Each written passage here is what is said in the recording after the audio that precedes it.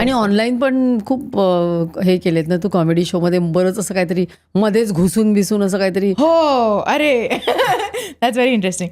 So टिस नावाचा एक पॉडकास्ट आहे माझ्या मित्रांचा. तर आदर, नेव्हिल, वरुण ठाकूर आणि कौतुक हे चौघं करतात. तर एकदा त्यांनी, मी आदरच्या घरी असेच बसले होते, तर बोला मेरे को रात को शूटिंग करने का है पॉडकास्ट. म्हटलं हां ठीक आहे. तर बोला आज हम लोग हॉरर स्टोरी कर रहे हैं. तर म्हटलं ओ नाईस नाईस नाईस. म्हटलं मला भीती वाटते, मी आज जाऊन बसते.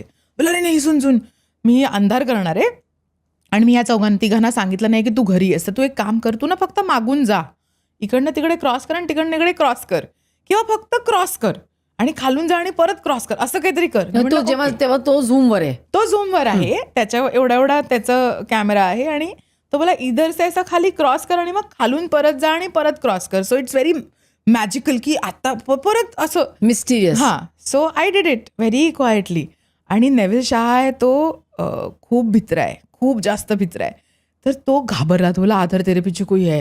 अरे कोई नहीं है, मैं घर पे अकेला हूँ, कैसे होगा. तेरे पीछे कोई तो है. आणि मग थोड्या वेळाने तो बोला लेट्स इन्व्हाइट अ गेस्ट. आणि मग मला बोलवलं आणि मी माझ्या आजीनी काही भूताच्या गोष्टी सांगितल्या होत्या, त्या मी त्या पॉडकास्टवर सांगितल्या. आता गंमत अशी आहे की तुम्ही जर गुगल केलं तर तृप्ती खामकरबद्दल खूप गोष्टी तुम्हाला दिसतील की हे केलं, अमुक केलं, तमुक केलंय, तृप्तीज हजबंड वगैरे, असं खूप काय काय. मी will come to that later. Who is your husband who is invisible? I'm going to come to that, but you finish the story now. So, but काही लोक मला टिसवरती ह्या मुलीने आजीची भूताची स्टोरी सांगितली होती म्हणून ओळखतात. So I think podcast has that kind of reach also. म्हणजे काही लोक जे काहीच बघत नाहीत ना, ते पॉडकास्ट बघतात. Yeah so I think you are also doing a great job and adding people's entertainment and value of course. Yeah आणि युअर इयर. मग ते भूताचं काय झालं? काय नाही, त्या भूताचं काय होणार. कोणीतरी घाबरलं असेल ना. कोणतरी नक्कीच नेव्हिल शाह घाबरला, आमच्या पॉडकास्टवरचाच माणूस घाबरला, त्यामुळे काय मज्जाच आहे. खूप मजा आली.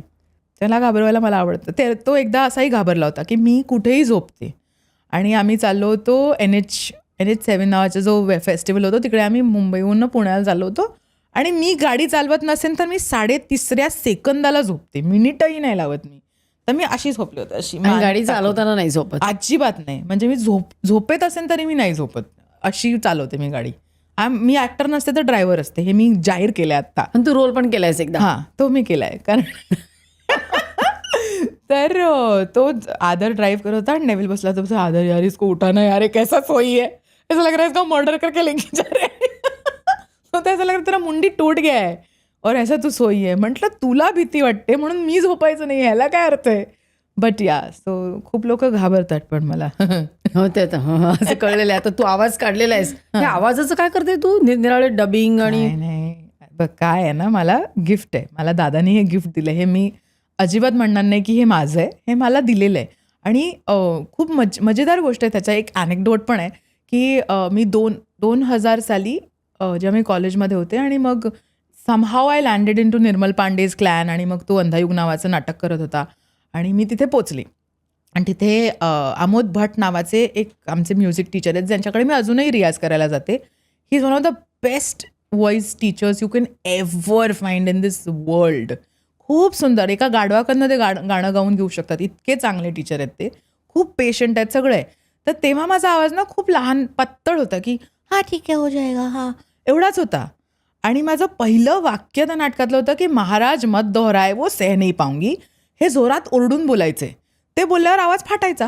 कसं बोललीस ते अशा आवाजात? सांग ना कसं बोललीस ते वाक्य. मला खूप महाराज मत दोहराय वो असं या लेवलला बोलायचं होतं. आणि कशी बोललीस? ते काय मी बोलायचे आवाज लावून महाराज मत दोहराय गेला या लेवलला असायचं. मग मला माझं पहिलं वाक्य आठवतं नाटकातलं, ते एका मराठी नाटकातलं, ज्याच्यात होतं एक आनंदाची वार्ता आहे, या वाघाच्या टोळीत एका बछड्याचा जन्म झालाय. आणि तो डिरेक्टरचा जोरात बोल म्हटलं, एवढ्याच जोरात बोलतायत तर मला याच्या पुढे नाही येत, एवढं या लेवलला होते. तर आमचे 9 महिने तालीम झाली त्या नाटकाची. आणि आमोद भटला मी सगळं क्रेडिट देते माझ्या आवाजाचं, कारण ते मला 1 तास आधी बोलवायचे. 100 पानी आमचं स्क्रिप्ट होतं. तर आम्ही का हिलटॉपवरती तालीम करायचो. ते ज्ञानाश्रम म्हणून एक आहे आपल्या जोगेश्वरीला. तर तिथे ते मला म्हणायचे की आता तू धाव, खालून वरपर्यंत धाव आणि 100 पानं बोल, वर्बली जोरजोरात बोल धावता धावता. So that increases the capacity of your diaphragm of breathing. तर ते तुझी व्हॉइस स्ट्रॉंग करेल. मग धावल्यानंतर ते पेटी घेऊन बसायचे. मग ते म्हणायचे की आता या सुरावर ही सगळी वाक्य बोल, आता या सुरावर ही सगळी वाक्य बोल. असं करत करत for 9 months he trend my voice so much ना की आज मी कुठल्याही पट्टीत बोलू शकते. म्हणजे मी अगदी नाही मला इथं नाही जायचं पण क्या कर रहा है किधर जा रहा है असं कुठेही जाऊ शकते मी, विच इज हिज देण मला जे त्यांनी मला दिलं. तर व्हॉइसिंग पण तसंच आहे की मी कॉलेज संपलं मग मी कुठेतरी कट्ट्यावर मस्करी काय मला दे ना चॉकलेट वगैरे असं करून लोकांना त्रास द्यायचा. तर एक मित्र म्हणला हे फालतूगिरी इकडे करायची नाही, जाऊन पैसे कमव ह्याच्याबद्दल हे जे करतेस त्याचे पैसे घे. So that's how he drove me towards this lady called Nilima Damle, who's the pioneer of Marathi dubbing, one of the oldest dubbing artist, coordinator, all of that. त्यांच्याकडे गेले तेव्हा माझं मराठी खूप घाण होतं. म्हणजे मी आली, मी गेली, मी केलं, मी केली वगैरे काही ग्रॅमरचं काही म्हणजे पत्ताच नव्हता. सो शी टॉट मी, तिने मला बसवलं. 1.5 वर्ष मी त्यांच्याकडे ट्रान्सलेशन्स केली हिंदी आणि सब टी व्हीचे सगळे हिंदी शोज होते ना तेव्हा मराठीत ट्रान्सलेट होत होते आणि डब होत होते. सो माझं नशीबच होतं की मी त्यावेळेला तिथे पोचले. तर मी ट्रान्सलेशन्स केली, मी कॉर्डिनेशन केलं, मी सुपरविजन केलं. आणि supervision such a lovely way to learn ना. आणि नशीब, कारण त्या सगळ्या सिरियल्स रोज डब व्हायच्या. सगळे मेन जे मोठे मोठे मराठीचे डबिंग आर्टिस्ट होते, राईट फ्रॉम मेघना एरंडे टू प्रसाद फंडसे टू प्रसाद पंडित, गणेश दिवेकर, आपले ते विनोद कुलकर्णी, सगळे एव्हरीबडी, चेतन शशीतल, सगळ्यांना मी बघितलं काम करताना. आणि तुम्ही बघून बघून जे शिकता ना ते तुम्ही स्वतः करून नाही शिकू शकत.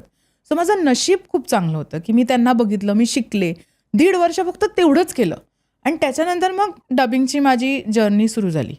मग मला एकाने सांगितलं की डबिंग आर्टिस्ट झालं की ॲक्टर नाही होत आहेत. मग म्हटलं मग टाटा ठेवून दिलं.